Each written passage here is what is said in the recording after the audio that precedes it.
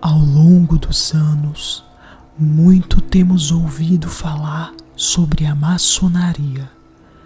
Mas você sabe o que realmente ela é? Quais são os seus princípios e objetivos? Creio que não, pois geralmente aprendemos que a maçonaria, em sua essência, é um sistema satânico em seus ensinamentos e costumes.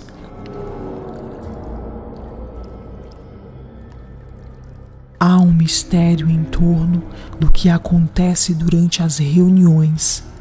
Teorias da conspiração e manifestações de ódio contra a instituição são comuns de serem encontradas espalhadas pela internet, e tudo isto nos remete a uma conclusão involuntária. A maçonaria é coisa do demônio. Contudo, toda moeda tem dois lados, e é exatamente o lado oposto que hoje quero apresentar a vocês.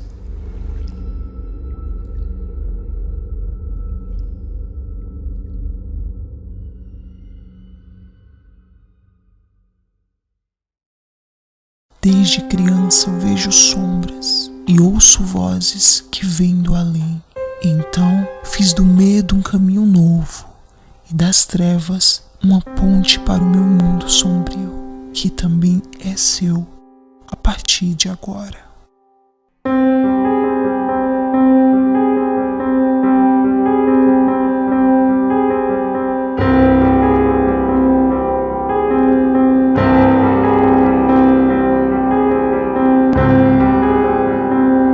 Que a minha escuridão seja perdoada. Tia Lilith.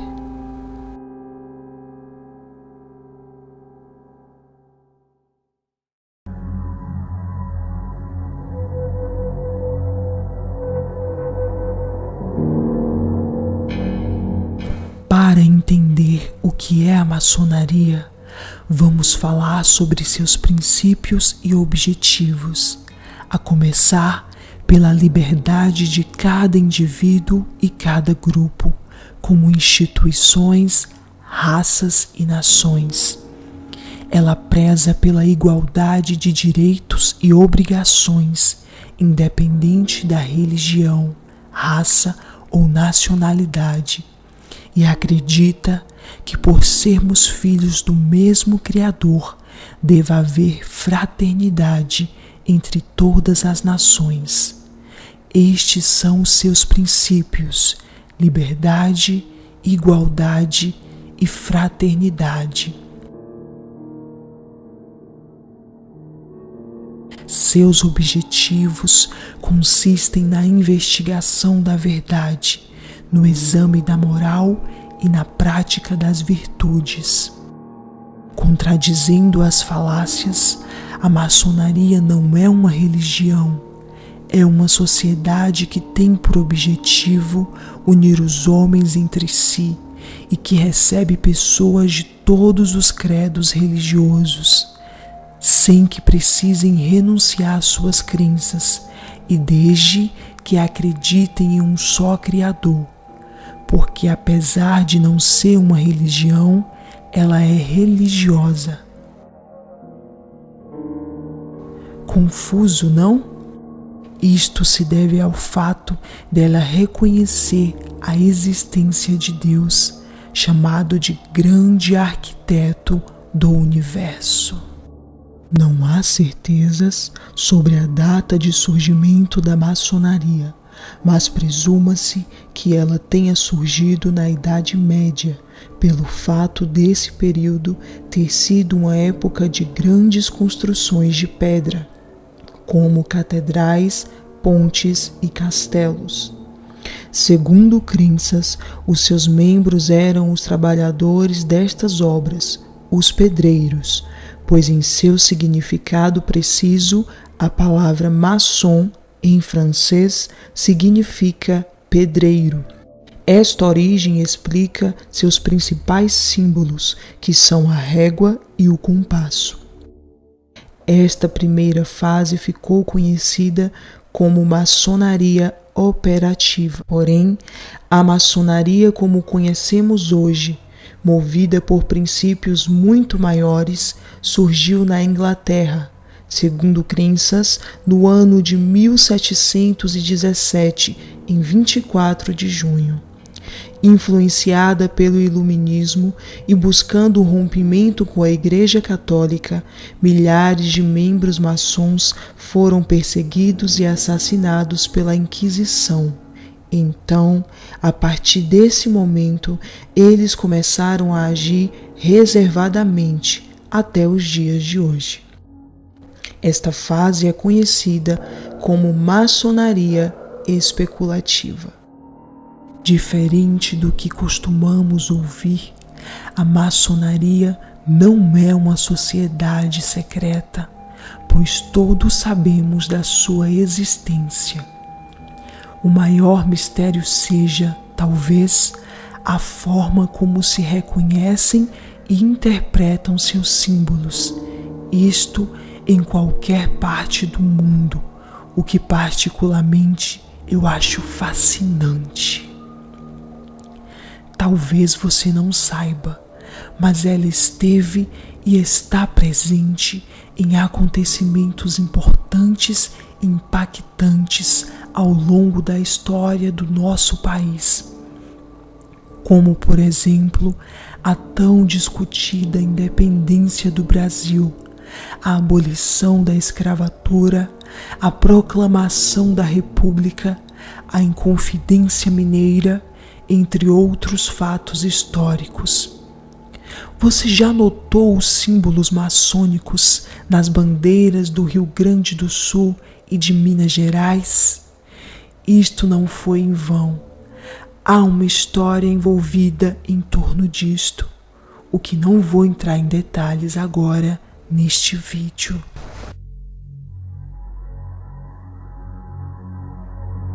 Em busca de conhecimento, fraternidade e uma boa condição financeira e social, muitos desejam e tentam a todo custo se tornar um membro maçom.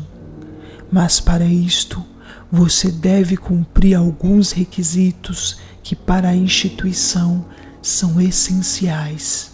Tradicionalmente, você deve ser homem, pelo menos para as grandes lojas maçônicas, que não admitem mulheres por conta das antigas leis que os regem.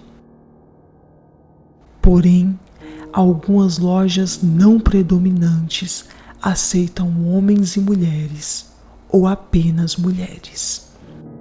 Outros fatores importantes são vida familiar harmoniosa, bons relacionamentos profissional e social, moral e caráter puros, lealdade a si mesmo, fidelidade aos compromissos assumidos, ser tolerante, perseverante, não ser racista ou preconceituoso, ser consciente dos deveres com a pátria, ter bons costumes e crer em Deus como único Criador.